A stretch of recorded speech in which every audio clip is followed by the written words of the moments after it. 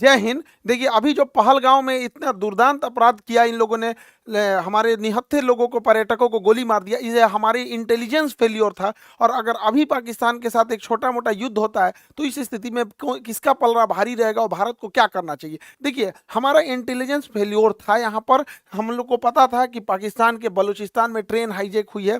पाकिस्तान इसका ध्यान भटकाने के लिए, अपने फेल्योर को छुपाने के लिए कुछ ना कुछ चीज़ों को करेगा, फिर भी हम लोग ने इसे इग्नोर किया। हालिया में रावलपिंडी में जो इसने बयान दिया था आसिम मुनीर की, हम अलग हैं, हम दुनिया को बताएंगे कि हम मुस्लिम बाकियों से अलग हैं, ये बात हकीकत है कि हम इंडियन मुसलमानों से तुम्हारा कोई तुलना ही नहीं है, क्योंकि शेर और सुअर में कोई तुलना नहीं होता है। इसके अलावे टेरिफ वार भी चल रहा था, इसे भी हमारी इंटेलिजेंस एजेंसियों ने उतना ध्यान से नहीं दिया। हालांकि लास्ट मोमेंट पर इंटेलिजेंस ने कहा था कि अप्रैल के दूसरे सप्ताह में हमला हो सकता है।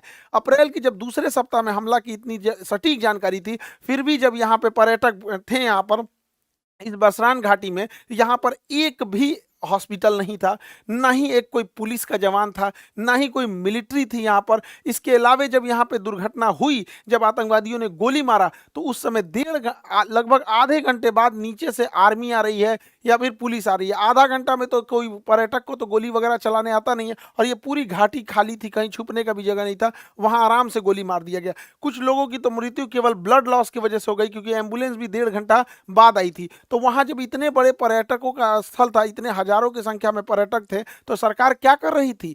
आखिर इतना इंटेलिजेंस मिलने के बाद भी अगर ये आपका भी फेल्योर है, तो सरकार कितने लोगों को सस्पेंड की? हालांकि गवर्नमेंट कई बार क्या होता है, ऐसे लोगों में सस्पेंड नहीं करती, क्योंकि गवर्नमेंट का गलती उजागर हो जाती है। लेकिन आपका गलती उजागर ना हो, इसके लिए आप किसी को सस्पेंड नहीं कीजिएगा, तो आगे फिर ऐसी घटनाएं होंगी यहाँ पर, और इस घटनाओं को ये सब फिर से दोहराएंगे सब। देखिए, इसमें करना क्या चाहिए, बिना लोकल के सपोर्ट किए नहीं हुआ होगा। तो जो लोकल इनके स्पाई के रूप में काम कर रहे थे, उन्हें सेना जो है पब्लिकली सजा दे, सबके सामने जितनी कठोर सजा हो सकती है उतनी कठोर सजा दो। लेकिन वैसे कश्मीरी जिन्होंने पूरे तन मन से भारत के लिए अपना जान तक इन्होंने निछावर कर दिया, ऐसे कश्मीरी का रिस्पेक्ट होना चाहिए। चाहे वो कोई भी कश्मीरी भाई हो, चाहे वो नजाकत अली हो जो टूरिस्ट गाइड का काम कर रहे थे, लगभग 11 लोगों को बचाएं, चाहे वो माजिद खान ड्राइवर हैं जिन्होंने लगभग 6 लोगों को बचाया, चाहे सैयद हुसैन आबिद हो जो लड़ते लड़ते शहीद हो गए, आतंकवादियों से M4 राइफल छीन लिए, ऐसे लोगों का भी सम्मान होना चाहिए। हालांकि मीडिया में ये सब चीज़ों को दब गए हैं, क्योंकि जब ये दिखाएंगे तो पाकिस्तानियों का भी मनोबल टूटेगा।